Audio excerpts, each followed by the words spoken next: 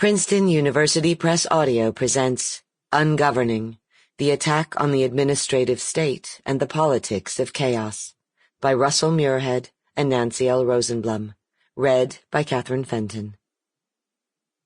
To Hazel and Leo Rosenblum Palmer, who in their young lives have had to face the forces of destruction.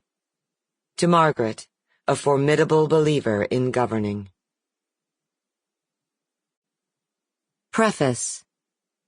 Something happens, and we are startled into thought, is the opening line of our 2019 book.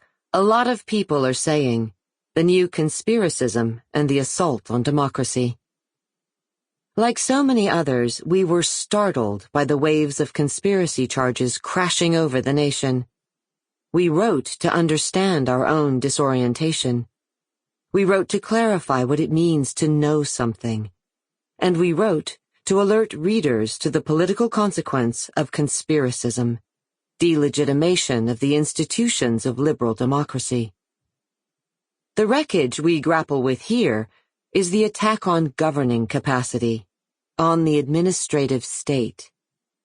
Conspiracism assaults the machinery of government, what is cast as the deep state. But while conspiracism has become part of the daily drama of politics, degrading government departments and agencies is less often reported and less understood for the danger it is. Destruction of the administrative state has been openly promoted. I want to bring everything crashing down, is the manifesto of a master of chaos, Steve Bannon, who was an inspiration to an ungoverning president, a party, and a movement. We were drawn to this project because of our appreciation for the vital work of public administration.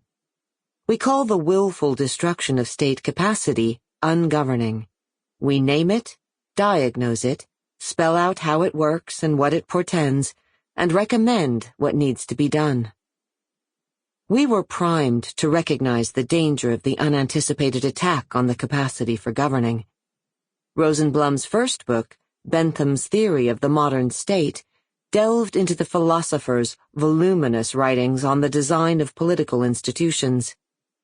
Some were fantastic imaginings, like his plan for the all-visible prison he called the Panopticon.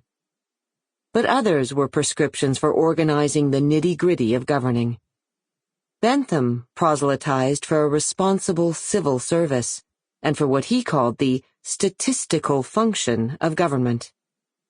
Almost alone among canonical political thinkers, he gave great weight not only to the high ground of constitutions, but to the solid ground of rule-bound procedures and expertise. Bentham understood its necessity for fashioning and implementing policy in the public good. Here was an early argument for the modern administrative state. Not the earliest argument, though. Muirhead came to the project having long contemplated Hamilton's defense of good administration in the Federalist Papers, an ideal that Hamilton contrasted to the more responsive but less effective rule of state legislatures. Hamilton wanted a federal government that could gather information and resources and marshal them to pursue long-term goals.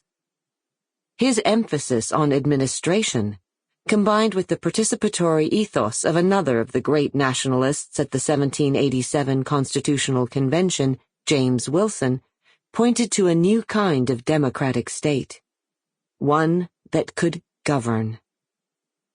The present attack on the business of governing gets public attention when witnesses within the agencies describe how their work at the Department of State or the Department of Justice or the Internal Revenue Service was hijacked, circumvented, derailed, or degraded. They impress on us all how civil servants are personally excoriated, fired, made targets of threats and violence. It takes more than the best reporting, however, to understand the ongoing string of attacks aimed at the capacity to govern. It also takes more than witnessing to understand why this degradation of governing is a distinct assault on liberal democracy.